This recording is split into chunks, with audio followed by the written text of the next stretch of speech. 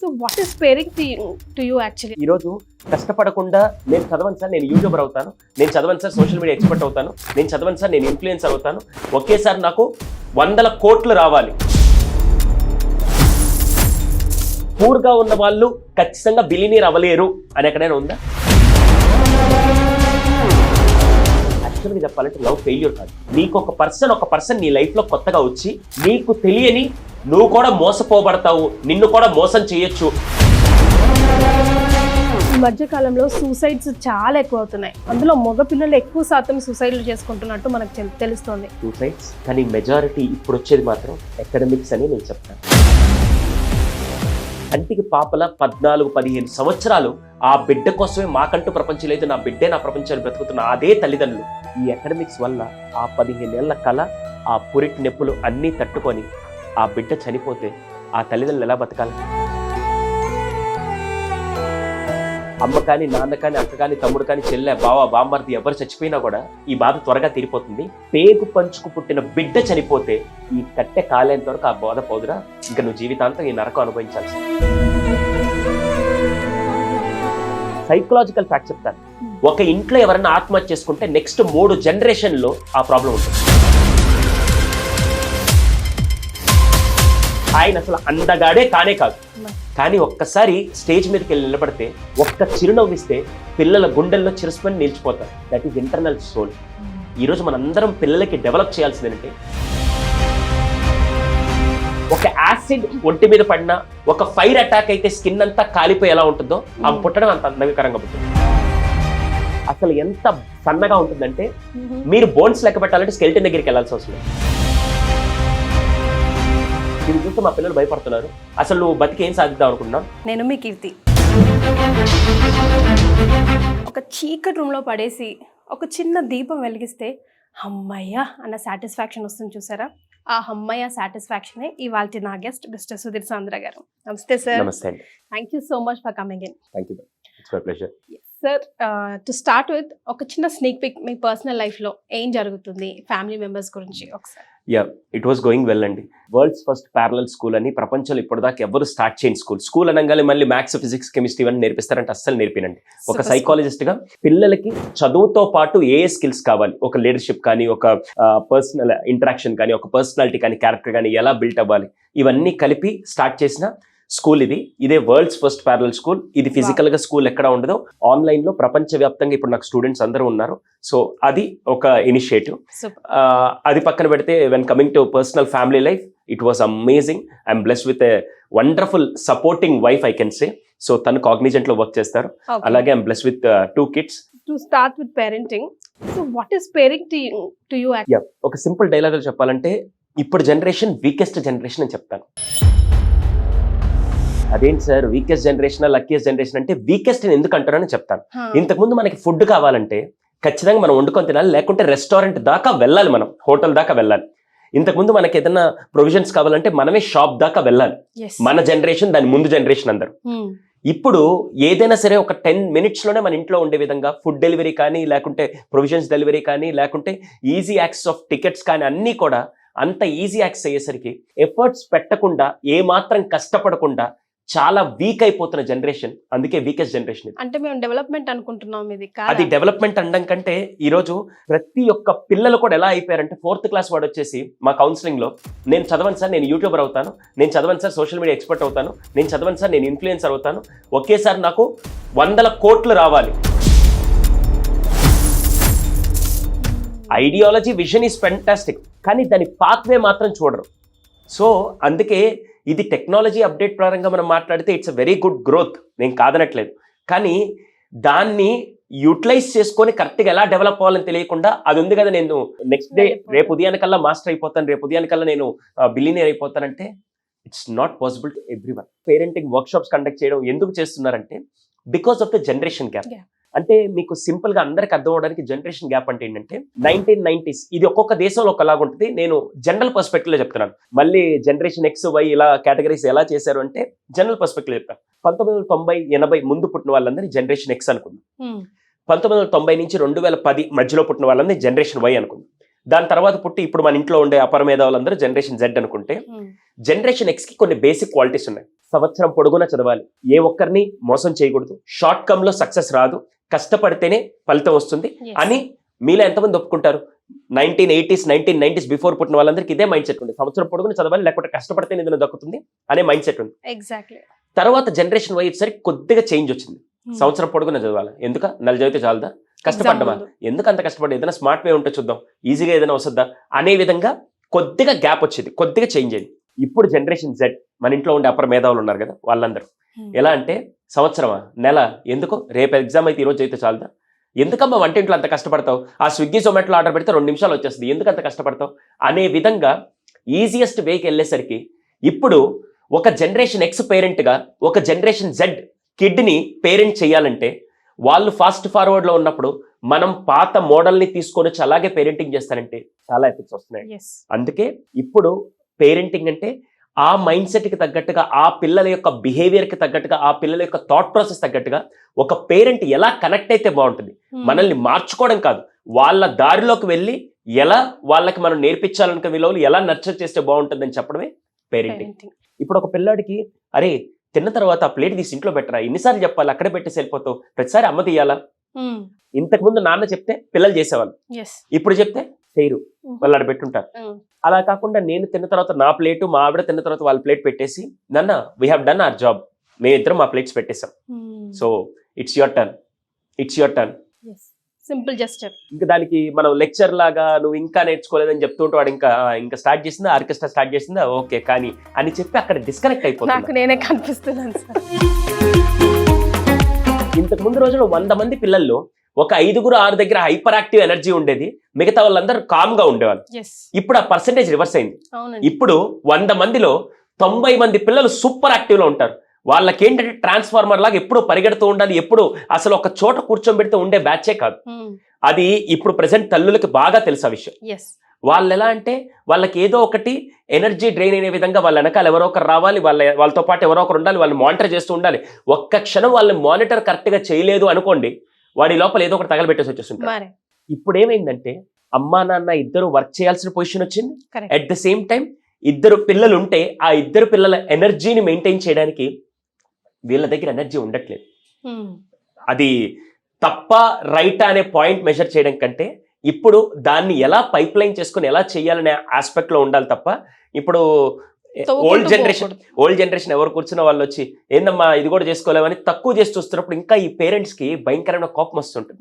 Sorry, ఎవరైతే ఇప్పుడు చిన్న అంటే ఇప్పుడు పేరెంట్స్ గా జర్నీ స్టార్ట్ చేశారో వాళ్ళందరూ అమ్మా నువ్వు చెప్పావులే మాకు అది వేరు ఇది వేరు, ఇప్పుడు వీళ్ళని హ్యాండిల్ చేసి చూద్దాం అనే విధంగా వీళ్ళు ఫ్రస్ట్రేట్ అయి చెప్తున్నారు. ఖచ్చితంగా అదైతే గ్యాప్ ఉంది ma'am. So I'm unfit to society బాబా చాలా కామన్ గా వినిపిస్తుంది. అసలు what do you think is unfit to society? ఒక పర్సన్ ఎప్పుడు అన్ఫిట్ అవుతాడు?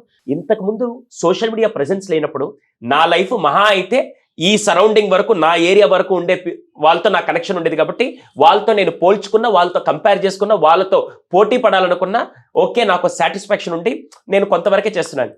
కానీ ఈ మధ్య ఏమైందంటే ఈ సోషల్ మీడియా డిఫరెంట్ ఎఫెక్ట్ వల్ల ప్రతి దానికి ప్రోస్ అండ్ కాన్స్ ఎలా ఉంటాయో ఈ సోషల్ మీడియా కూడా ప్రోస్ అండ్ కాన్స్ లో మాట్లాడితే పాజిటివ్, ఈరోజు ఇంతమంది మనం ఈరోజు స్టూడియోలో ఇక్కడ కూర్చొని ఉంటే ఇంతమంది యూట్యూబ్ ద్వారానో ఫేస్బుక్ ద్వారానో ఇన్స్టాగ్రామ్ ద్వారా ఈ వీడియో చూస్తున్నారంటే it's a positive thing, right?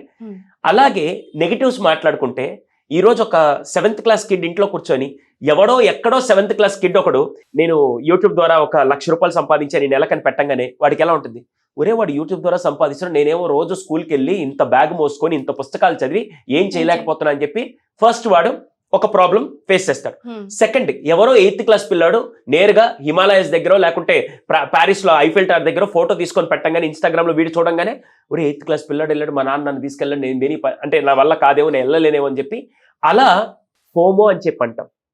అంటే వాళ్ళని వాళ్ళు ప్రెజెన్స్ చేసుకునే విషయంలో ఈ ఎఫెక్ట్స్ వల్ల నేను అంత రీచ్కి వెళ్ళలేను, నా వల్ల కాదేమో, నేను వేస్ట్ ఏమో, నేను పనికిరానేమో, నేను సాధించలేనేమో అని చెప్పి వాళ్ళని వాళ్ళు ఐసోలేట్ చేసుకునే దానికి కారణం ఈ ఎఫెక్ట్ మొత్తం. ఎప్పుడైతే వాడు రియాలిటీలోకి వస్తాడో ఈ ప్రాబ్లం ఉండదు. వాడు ఫిక్షనరీ వరల్డ్ లో వాడు ఇమాజినరీ వరల్డ్ లో ఎప్పుడైతే ఉంటూ అవే పర్ఫెక్ట్, వాళ్ళు అంత సాధించారు నేను చేయలేనేమో అని చెప్పి అలా అనుకున్నప్పుడే ఈ ప్రాబ్లం, ఈ థాట్ స్టార్ట్ అవుతుంది. So what next we have to do? For that first రియాలిటీలోకి రావాలి మ్యామ్. పూర్గా ఉన్న వాళ్ళు ఖచ్చితంగా బిలినీర్ అవ్వలేరు అని ఎక్కడైనా ఉందా? ఖచ్చితంగా అవుతారు, కానీ it will take time. First వీళ్ళు చేయాల్సింది ఫస్ట్ టైం పడుతుంది. నేను అనుకున్న గోల్ ఏంటి? For example if I want to become IAS, రేపు ఉదయానికి నేను ఐఏఎస్ అవ్వలేదు. నా ఏజ్ ఇంత రావాలి, మినిమం గ్రాడ్యుయేషన్ ఉండాలి, దాని తర్వాత నేను ఎంట్రన్స్ రాయాలి, ఆ రెండు ఎంట్రన్స్ క్వాలిఫై అయిన తర్వాత నేను నెక్స్ట్ స్టెప్ ఇంటర్వ్యూకి వెళ్ళిన తర్వాత అక్కడ నా పర్ఫార్మెన్స్ బాగుంటే నాకు వస్తుంది. This is process. కానీ ఇమాజినరీ వాటిలో రేపటికి నేను యూట్యూబర్ అయిపోతా, రేపటి రోజు ఇన్ఫ్లుయెన్సర్ అయిపోతా, రేపటికి నేను 10 million సంపాదించాలంటే దానికి కూడా ఒక హైరార్కీ, ఒక ప్రాసెస్, ఒక కష్టం, ఒక టైం అన్నీ ఉంటాయి. కానీ ఇప్పుడు వీళ్ళకి ఏంటంటే అసలు కష్టం అనే మాట వీళ్ళకి వినడానికి, వీళ్ళు వినిపించుకోవడానికి రెడీగా లేరు. అంటే ఎదుటి వాళ్ళని హార్డ్ వర్క్ అంటే వీళ్ళకి ఇంకా మారరా, ఈ జనరేషన్ ఇంతేనా అన్నట్టుగా చూస్తున్నారు. యాక్చువల్ గా వీళ్ళకి హార్డ్ వర్క్, స్మార్ట్ వర్క్ లేదా ఈ రెండింటికి డిఫరెన్స్ తెలియక ఈ ప్రాబ్లం ఫేస్ చేస్తున్నారు. హార్డ్ వర్క్ అంటే ఏంటంటే గొడ్డులాగా పని చేయడం, లేకుంటే మనిషి శ్రమిస్తూ పని చేయడం అనే రాంగ్ నోషన్ లో ఉండిపోయారు. స్మార్ట్ వర్క్ అంటే నార్మల్ గా ఈజీగా ఏ మాత్రం కష్టపడకుండా పని చేయడం అనే, ఇది wrong myth actual. Hard work అంటే ఇప్పుడు నేను ఒక విషయం చెప్తాను. ఒకవేళ నేను ఒక స్టార్ట్అప్ స్టార్ట్ చేసినప్పుడు ఎంత నేను స్మార్ట్ గా స్టార్ట్అప్ స్టార్ట్ చేసినా కూడా దాన్ని దాన్ని నిలబెట్టాలన్నా నేను ఖచ్చితంగా కొన్ని రోజులు అక్కడ నా ఫిజికల్ ప్రెసెన్స్ అవ్వచ్చు, అక్కడ నా ఐడియాలజీ అవ్వచ్చు, అక్కడ నేను మీటింగ్స్ అవ్వచ్చు, అక్కడ పీపుల్తో కనెక్ట్ అవ్వచ్చు, ఇదంతా ఖచ్చితంగా కొద్దిగా ఎఫెక్టివ్గా ఎఫర్ట్స్ పెట్టడాన్ని హార్డ్ వర్క్ అంటారు. వీళ్ళు ఇంకా హార్డ్ వర్క్ అంటే రిక్షా దొక్కడం, స్మార్ట్ వర్క్ అంటే ఆటో వేసుకొని వెళ్ళడం అని చెప్పే రాంగ్ నోషన్లో ఉన్నారు. కానీ ఎక్కడైనా నీ గ్రోత్ రావాలంటే you need to invest some more time, which is nothing but hard work. Failure and success కి అబ్రివేషన్స్ ఉన్నాయా ఈ కాలంలో? ఉన్నాయండి. What is that? ఇక్కడ ఫెయిల్యూర్ అండ్ సక్సెస్ అనే దానికంటే లెర్నింగ్ అండ్ సక్సెస్ అని నేను అంటాను. ఎప్పుడు నేను స్ట్రాంగ్ గా నమ్మేది అసలు యాక్చువల్ గా ఫెయిల్యూర్ అనేది ఎగ్జిస్టే కాదు మ్యామ్. ఒకవేళ ఫెయిల్యూర్ అనేది తీసుకుంటే మాత్రం ఎలా, ఇప్పుడు ఒక నలుగురికి రన్నింగ్ రేస్ పెట్టాం మ్యామ్. నలుగురు రన్నింగ్ రేస్ పెడితే ఫస్ట్ పర్సన్ ఎఫెక్టివ్ గా పరిగెట్టాడు, సెకండ్ థర్డ్ ఫోర్త్ పర్సన్ అసలు పరిగెట్టలేకపోయారు, వాళ్ళు ఓడిపోయారు అనే ట్యాగ్ వేసుకొని అక్కడ కూర్చొని ఉంటారు. నేను ఓడిపోయాను కదా ఇంకెందుకు అని చెప్పి వదిలేస్తే ఇంకా జీవితాంతం వాళ్ళు ఫస్ట్ పొజిషన్కి మాత్రం రాలేదు. ఇక్కడ ఏం చేయాలి? అరే నేను సెకండ్ వచ్చాను, మేబీ అతని కంటే నేను 1 minute లేటుగా పరిగెట్టాను, నెక్స్ట్ టైం ఏదైతే నేను సెకండ్ పొజిషన్కి వచ్చాను దాన్ని ఫస్ట్ పొజిషన్లోకి రావాలంటే ఏం చేయాలి? ఈ 1 minute కవర్ చేయాలి. ఈ 1 minute కవర్ చేయాలంటే నెక్స్ట్ 1 month నేను ప్రాక్టీస్ ఇస్తే 1 minute నేను కవర్ చేయగలుగుతాను.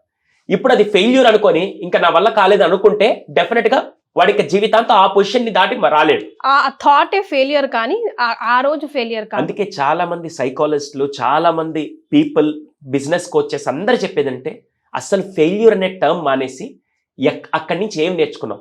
Love failure, love failure, love failure అని తగలబెడుతుంటారు కదా. యాక్చువల్ గా చెప్పాలంటే లవ్ ఫెయిల్యూర్ కాదు. నీకు ఒక పర్సన్ నీ లైఫ్ లో కొత్తగా వచ్చి నీకు తెలియని నువ్వు కూడా మోసపోబడతావు, నిన్ను కూడా మోసం చేయొచ్చు, అరే బిడ్డ నువ్వు అమాయకుడువో లేకుంటే నువ్వు జీవితాన్ని నాశనం చేస్తావని ఒక పర్సన్ నీకు వచ్చి నేర్పిస్తాడు. ఒక పార్ట్నర్ నీ లైఫ్ లోకి వచ్చినా నేర్పిస్తాడు, ఒక ఫ్రెండ్ నీ లైఫ్ లోకి వచ్చినా నేర్పిస్తాడు. ఫ్రెండ్షిప్ ఫెయిల్యూర్ అనో లవ్ ఫెయిల్యూర్ అనో ఈ పదాలు ఉండడం కాదు. అక్కడ లవ్ ఎందుకో మీ ఇద్దరి మధ్య కనెక్ట్ అవ్వలేదు, అక్కడి నుంచి నువ్వే నేర్చుకున్నావు. నెక్స్ట్ పర్సన్తో నువ్వు కనెక్ట్ అయ్యేటప్పుడు ఏ ప్రికాషనరీ మెజర్స్ నువ్వు తీసుకోవాలి అనే విధంగా ఎప్పుడైతే ఆలోచిస్తారో డెఫినెట్ గా ఫెయిల్యూర్ అనేది ఉండదు. కానీ ఫెయిల్యూర్ అనుకుంటే మాత్రం మీ కాన్ఫిడెన్స్ తగ్గిపోతుంది. ఫెయిల్యూర్ అనుకుంటే మాత్రం జీవితాంతం మన పర్సనాలిటీ మొత్తం డౌన్ అవుతూ వస్తుంది. అలా కాకుండా సంథింగ్ ఏదైనా లెర్న్ ఫ్రమ్ ఇట్, ఎస్ అది కనుక చేస్తే, so definition of failure and success మాట్లాడితే మాత్రం లెర్నింగ్ అండ్ సక్సెస్ ఇదే నేను నేర్చుకున్నాను. నా లైఫ్లో కూడా చాలా బాగా హెల్ప్ అయిందంటే నేను స్టార్టింగ్ 2-3 స్టార్ట్అప్స్ చిన్న బిజినెస్ చేశాను, ఫెయిల్ అయ్యాను, దాని నుంచి నేను నేర్చుకున్నాను. ఈరోజు ఇంకో న్యూ 2 స్టార్ట్అప్స్ నేను స్టార్ట్ చేశాను. It was going fantastic. So learning అనే ఆస్పెక్ట్ మాత్రమే చాలా మంది తెలుస్తుంది. ఫెయిల్యూర్ అనే ఆస్పెక్ట్ ఎవడైతే గ్రో అవుతున్నాడో వాడు లైఫ్ లో ఫెయిల్యూర్ ఉండదు. ఆ వెరీ థాటే ఫెయిల్యూర్ అనుకోవాలి తప్ప life doesn't end there, in fact starts there. కాకుంటే చిన్నప్పటి నుంచి మనకి ఎఫ్ అనే పదం చిన్నప్పటి నుంచి ప్రోగ్రెస్ రిపోర్ట్లో, మార్కుల షీట్స్లో అన్నిట్లో రాయబట్టి ఫెయిల్యూర్ అనేది ఒక ఎగ్జిస్ట్ అవుతుంది. అలా కాకుండా చిన్నప్పటి నుంచి కనుక మేబీ ఈ రన్నింగ్ రేస్లో నువ్వు సెకండ్ వచ్చావు, ఎందుకు సెకండ్ వచ్చావు కారణాలు రాయి. ఈ సెకండ్ రాకుండా నెక్స్ట్ టైం కొద్దిగా నీ పర్ఫార్మెన్స్ పెంచాలంటే ఏమేం చేయొచ్చు అనేది చిన్నప్పటి నుంచి కనుక నర్చర్ చేస్తుంటే ఈరోజు మన ఇద్దరు ఇక్కడ కూర్చొని ఫెయిల్యూర్ అనే పదం మాట్లాడే వాళ్ళం కాదు.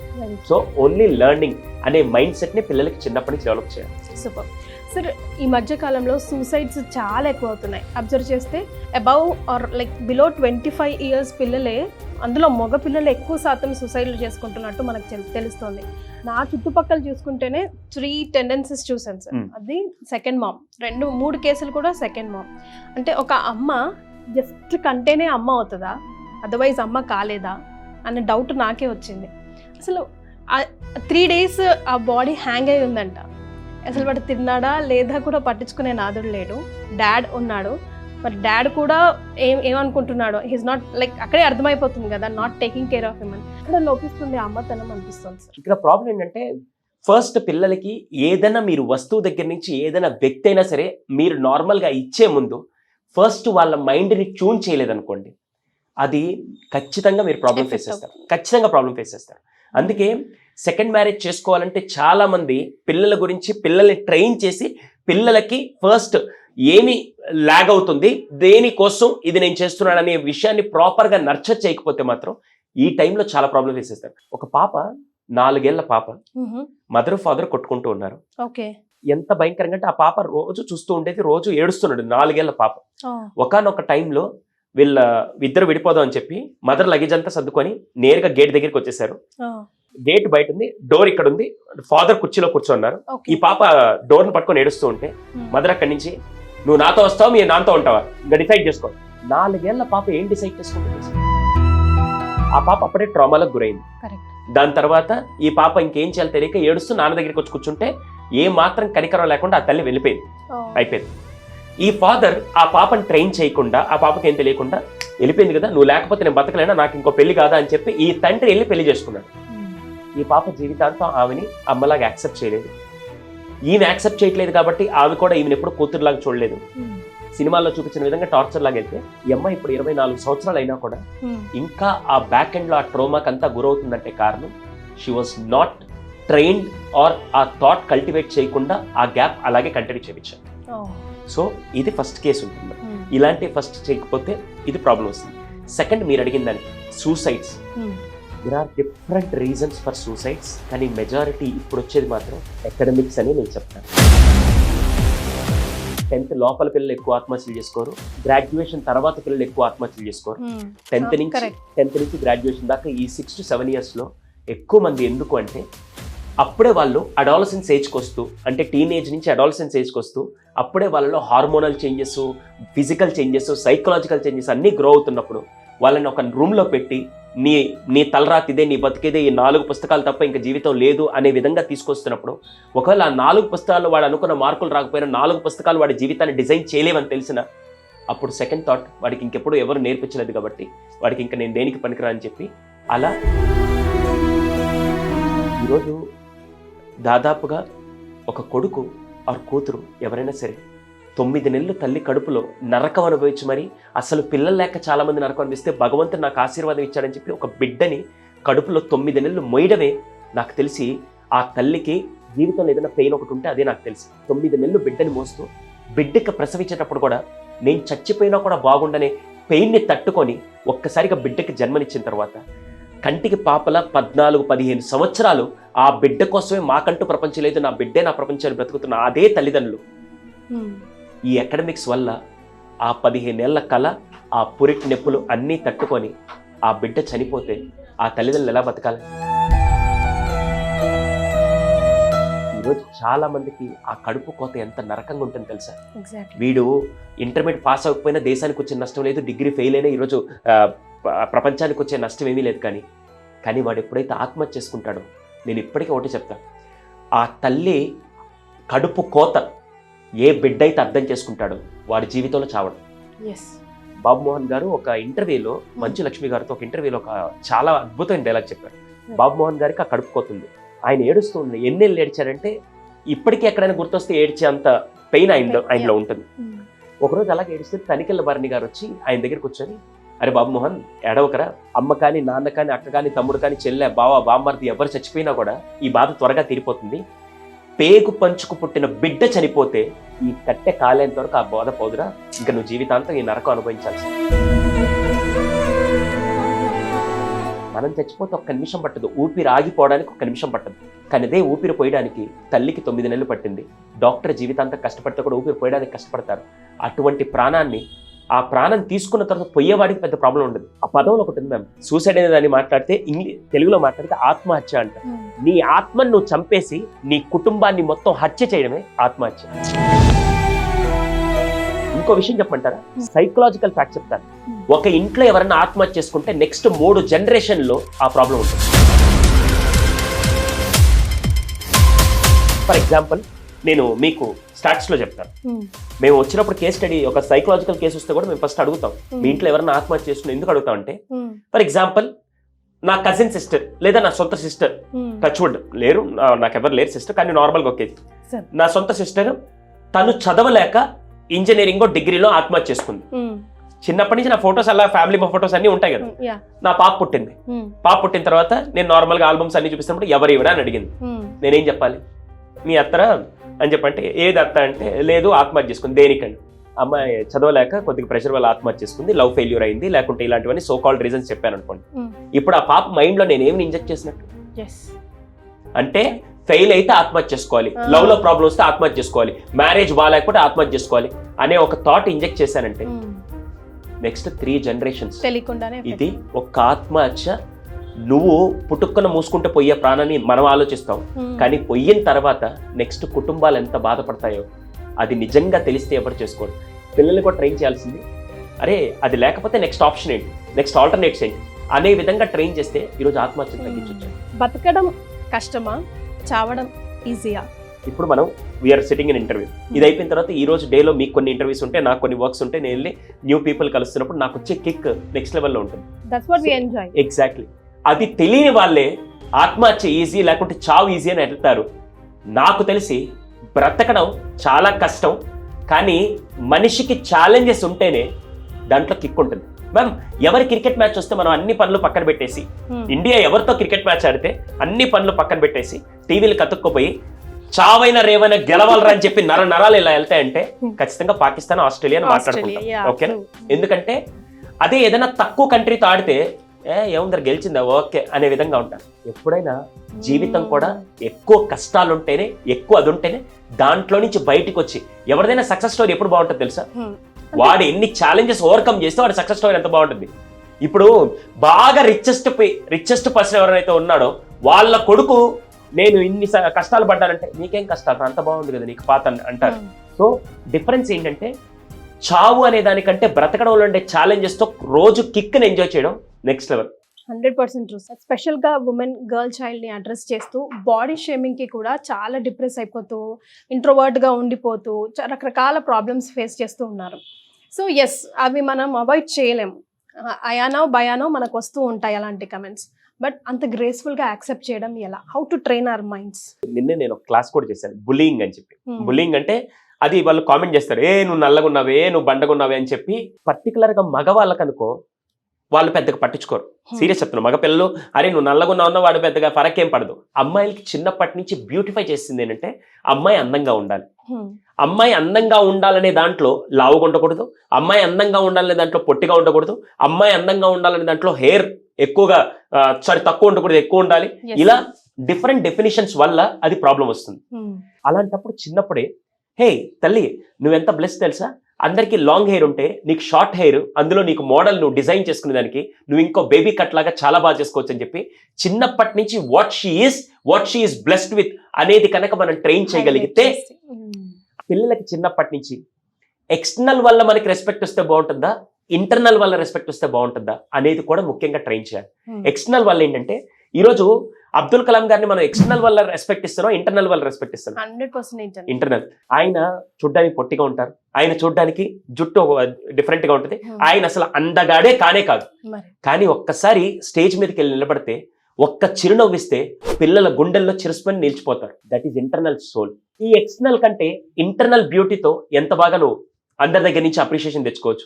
అదే విధంగా చిన్నప్పటి నుంచి కనుక అందులో ఆడపిల్లలకి నేర్పగలిగితే, ఈ మొదనస్ట్ బ్యూటీ టిప్స్, ఈ మొదనస్ట్ బ్యూటీ టెక్నిక్స్ ఇవన్నీ కూడా వాళ్ళకి ఏమి ఇబ్బంది రావు. దీనికి బెస్ట్ ఎగ్జాంపుల్ ఎవరంటే లిజీ అని ఒక అమ్మాయి ఉంది మ్యామ్. లిజీ అసలు నా ఇన్స్పిరేషన్. నాకు కొంతమంది ఉమెన్ లో నేను హైయెస్ట్ గా ఇచ్చే రెస్పెక్ట్ ఈవిడకి ఇస్తాను. లిజీ అనే పర్సన్. ఆమె పుట్టడమే అందవికారంగా పుట్టింది. పుట్టడమే అందవికారంగా అంటే, ఒక యాసిడ్ ఒంటి మీద పడినా, ఒక ఫైర్ అటాక్ అయితే స్కిన్ అంతా కాలిపోయి ఎలా ఉంటుందో, ఆమె పుట్టడం అంత అందవికారంగా పుట్టింది. ఆమె ఇప్పటికీ ఇక్కడ నిల్చుంటే ఫ్యాన్ వేస్తే కిలోమీటర్ దూరం వెళ్ళిపోద్ది. ఆమె వెయిట్ వచ్చి పుట్టినప్పుడు 800 గ్రాములు, ఇప్పుడు ఒక 23 కేజీస్ ఉంటుంది. ఆమె వయసు 30 సంవత్సరాలు. అసలు ఎంత సన్నగా ఉంటుందంటే మీరు బోన్స్ లెక్క పెట్టాలంటే స్కెల్టన్ దగ్గరికి వెళ్ళాల్సి వస్తుంది. ఆమె చూస్తే మీరు లెక్క పెట్టుకోవచ్చు. బాడీ అంతా జీరో ఫ్యాట్. జీరో ఫ్యాట్ అంటే ఇప్పుడు హీరోయిన్ ఉండే జీరో ఫ్యాట్ కాదు. అసలు జీరో ఫ్యాట్ అంటే ఎంత తిన్నా ఆమెకి ఫ్యాట్ పట్టదు. ప్రతి 15 నిమిషాలు తినకపోతే 1.5 hour 2 hours సెషన్. ఇప్పుడు చెప్పండి, ఇప్పటికే అమ్మాయి ఫోటో మీరు ఎవరన్నా కొట్టి చూడాలంటే LIZZIE అని తీసుకెళ్ళి యూట్యూబ్ లో కొట్టండి. ఆ ఫేస్ చూస్తే ఎప్పుడే మీకు భయం వేస్తుంది. హానెస్ట్గా చెప్తాం భయం వేస్తుంది. కానీ షీఈస్ ద ఇన్ఫ్లుయెన్సర్. ఆవిడ నమ్మింది, ఆవిడ ఇన్ఫ్లుయెన్స్ చేసింది కూడా ఏంటంటే external beauty is a blessing, internal beauty is your true blessing. To all the womens out there 5 important tips ఇవ్వాలనుకుంటే టు దేర్ మెంటల్ స్ట్రాంగ్నెస్ ఏం చెప్తారు? చాలా మంది ఉమెన్ ప్రాబ్లం ఎక్కడ ఫేస్ చేస్తారంటే ఎక్స్పెక్టేషన్స్ మ్యామ్. కానీ అదే జీవితాల్లో అదే ఎక్స్పెక్టేషన్స్ ఫుల్ఫిల్ అవ్వక కూడా చాలా మంది ప్రాబ్లం ఫేస్ చేస్తూ ఉంటారు. ఫస్ట్ మీరు ఎలా ఉన్నా, మీరు ఎంత కష్టపడి ఏం చేస్తున్నారో first accept yourself, what you are, who you are. అదొక్కటి కనుక మేబీ వాళ్ళందరూ బాగా చేసుకుని నేనేమో వంటింటి కుందేలాగా ఉండిపోయాను, మేబీ వాళ్ళందరూ బాగున్నారు, నేను ఈరోజు పిల్లల కోసం ఇవన్నీ త్యాగం చేసేలా ఉండిపోయానని చెప్పి రిగ్రెట్ ఫీల్ అవుతూ మాత్రం ఉండకండి. ఆ రోజు పిల్లల కోసం మీరు కెరీర్ వదిలేస్తున్నారు, అది ప్రపంచం మొత్తానికి తెలియదు. పిల్లలే నా ప్రపంచం, అలాంటప్పుడు ఆ ప్రపంచం కోసం నా ప్రపంచాన్ని వదులుకోవడం తప్పు కాదని చెప్పి ఆ రోజు అదే తల్లిగా మీరు తీసుకున్న నిర్ణయం ఈ రోజు మీ పిల్లలు బంగారు భవిష్యత్తుకి పక్కింటి వాళ్ళందరూ వచ్చి అరే మీ అమ్మ ఏం చేయట్లేదో వంటింట్లో ఉందని చెప్పి అందరూ అంటూ ఉన్నా, కానీ మీరు ఉండడానికి కారణం ఆ రోజు మీరు తీసుకున్న నిర్ణయం వల్ల పిల్లలు ఈరోజు బంగారు భవిష్యత్తుకి వెళ్ళారని చెప్పి అది మీకు మాత్రమే తెలుస్తుంది. వాళ్ళనే విషయంలో మాత్రం మీరు మెంటల్గా వీక్ మాత్రం అవ్వద్దు. First point. సెకండ్ది మోస్ట్ ఇంపార్టెంట్, రేపు మీరు అందరినీ ప్రేమించినంత మాత్రాన మిమ్మల్ని అదే విధంగా మళ్ళీ లవ్ చేస్తారు, అదే విధంగా మళ్ళీ రిఫ్లెక్ట్ అవుతే బాగుంటుంది అనే విధంగా మాత్రం ఆలోచించకండి. ఇవ్వడం వరకే అనే విధంగా ది బెస్ట్ ఇవ్వండి. థర్డ్, ఏడవండి. క్రై? ఎస్, ఇది మగవాళ్ళకి ఆడవాళ్ళకి ఇద్దరికి చెప్తాను. ఏడవడం చాలా ఉత్తమమైన పని. అలా రోజు కూర్చొని నాకు డ్యూటీ ఇచ్చారని చెప్పి అలా ఏడవడం అని కాదు. ఎప్పుడైనా బాధ కలిగినప్పుడు వీలైతే భర్త దగ్గర ఏడవండి, భర్త కాకుంటే పిల్లల దగ్గర ఏడవండి. వాళ్ళిద్దరూ వినట్లేదంటే మీరు ఒంటరిగా కూర్చొనినా అది వెంట్ అవుట్ చేయండి. ఏడవలేకపోతే పుస్తకం తీసుకొని రాయండి. ఇది పర్టికులర్గా ఉమెన్ ఎక్కువ సైకలాజికల్ ట్రామా గురవడానికి కారణం ఏంటంటే they will undergo so many things. ఇప్పుడు నేనే ఉన్నాను, వామిటింగ్ వస్తున్నప్పుడు ఇలా పెట్టేసుకుంటే ఎలా ఉంటుంది? కక్కకుండా ఇలాగే పెట్టేసుకుంటే ఐ డోంట్ ఫీల్ కంఫర్టబుల్. అదే వామిటింగ్ చేసుకోవచ్చు 2 minutes I will be very comfortable. Venting out is very important. అది నేను చెప్పాల్సి వస్తలేదు. ఈరోజు చాలా మంది ఆడవాళ్ళు భర్తకు తెలియకుండా, పిల్లలకి తెలియకుండా కేవలం వంటింట్లో వాళ్ళ కన్నీళ్లు మగ్గి పెట్టుకున్న వాళ్ళు చాలా మంది ఉన్నారు. ఫోర్త్ వన్, మోస్ట్ పవర్ఫుల్, మీరు చేయగలిగితే ఇది మాత్రం, మీరు ఎన్ని సాక్రిఫైసులు చేశారు ఒక్కసారి మొత్తం బాగా మీకే గుర్తుంది, ఇంకెవ్వరికి గుర్తులేదు. కానీ ఒకటి మాత్రం గుర్తుపెట్టుకోండి, లాస్ట్ అండ్ ఫైనల్, మీరు ఎప్పుడూ కూడా వేరే వాళ్ళ మీద డిపెండెంట్ అవ్వకుండా ఇండిపెండెంట్ ఉండడానికి ఖాళీగా ఉన్న టైంలో ఏదో ఒక స్కిల్ అయితే మాత్రం నేర్చుకోండి. మీరు ఉద్యోగం మానేశారు, ఓకే, పిల్లల కోసం ఫెంటాస్టిక్. కానీ రేపటి రోజున అదే పిల్లలు, అదే ఫ్యామిలీ వచ్చి ఇంకో విషయంలో అమ్మ ఏదైనా చేస్తే బాగుంటుంది, లేకుంటే నేను వేరే వాళ్ళని డబ్బులు అడగాల, మా భర్త మీద డిపెండ్ అవ్వడం ఎందుకు? ఒకవేళ భర్తకి ఏదైనా జరగడం జరిగితే కుటుంబాన్ని మొత్తం లీడ్ చేయాల్సిన బాధ్యత ఎవరిది? మహిళదే. అందుకే ఒక్క స్కిల్ నేర్చుకోండి, ఏదో ఒక స్కిల్ మ్యాండేటరీ. దానికి ఉదాహరణ నేనే మ్యామ్. మా నాన్నగారు నేను 8th క్లాస్లో ఉన్నప్పుడు చనిపోయారు.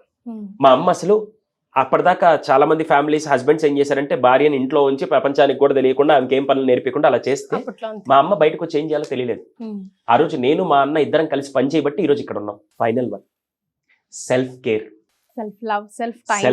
Self care. ఏదైనా సరే, మీరు తిన్నారా లేదా మీ భర్త అడగరు, మీరు తిన్నారా లేదా మీ పిల్లలు అడగరు, మీరు హెల్తీగా ఉన్నారా లేదా, మీకు ఆరోగ్యం బాగాలేకపోయినా మీరు వండి పెట్టాలి. ఏమైనా చేయాల్సింది మీరే చేయాలి. అది కూడా మళ్ళీ మా కోసం కాదు, అసలు మీకోసం కాదు, 200% మీరు చేయాల్సింది. కానీ ఎవ్వరు మనకు చెప్పరు. కానీ ప్రతి బాగా గుర్తుపెట్టుకోండి, ఉమెన్ స్ట్రాంగ్గా ఉంటేనే కుటుంబం స్ట్రాంగ్గా ఉంటుంది. మెన్ 4 రోజులు పడుకున్నా కూడా ఒకవేళ ఆర్థిక కష్టాలు వస్తాయి తప్ప, ఉమెన్ 4 రోజులు రెస్ట్ తీసుకుంటే స్తంభించిపోతుంది. సో సెల్ఫ్ కేర్, ఆ టైంలో మీరే టైంకి మీరే ఫుడ్ తినేయాలి, మీరే టైంకి మీరే మీ హెల్త్ని మీరు కాపాడుకోకుంటే, మీరు ఇన్ని రోజులు ఏదైతే సాక్రిఫైస్ చేశారో, మీరు ఇన్ని రోజులు ఏదైతే పిల్లలు నా ప్రపంచాన్ని బతికారో వాళ్ళకి ఎఫెక్ట్ అవుతుంది. కాబట్టి అక్కడ మిమ్మల్ని ఎవ్వరు చెక్ చేయరు, అక్కడ మిమ్మల్ని ఎవ్వరు మీరు ప్రోటీన్ ఫుడ్ తీసుకున్నారా, హెల్తీ ఫుడ్ తీసుకున్నారా, డైట్ ప్రాబ్లం ఏం లేదు. ఫస్ట్ మీ సెల్ఫ్ కేర్, మీ సెల్ఫ్లో మీకు ఇంపార్టెంట్. అది ఉంటేనే మీరు ఇంకా మెంటల్లీ స్ట్రాంగ్ అవుతారు. రైట్.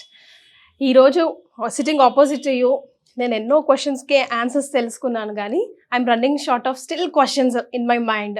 అంటే లైక్ లాట్ ఆఫ్ క్వశ్చన్, అబ్బా సుధీర్ సాంద్ర గారు వస్తున్నారా, ఇన్ని క్వశ్చన్స్ ఉన్నాయి, ఎంతమందికి అడ్రస్ చేయించాలి, మనకు వీలైనంత యునో వాళ్ళకి మోటివేట్ చేయించాలి అని ఉండింది. You gave whole of your time. Thank you so much for joining. Thank you.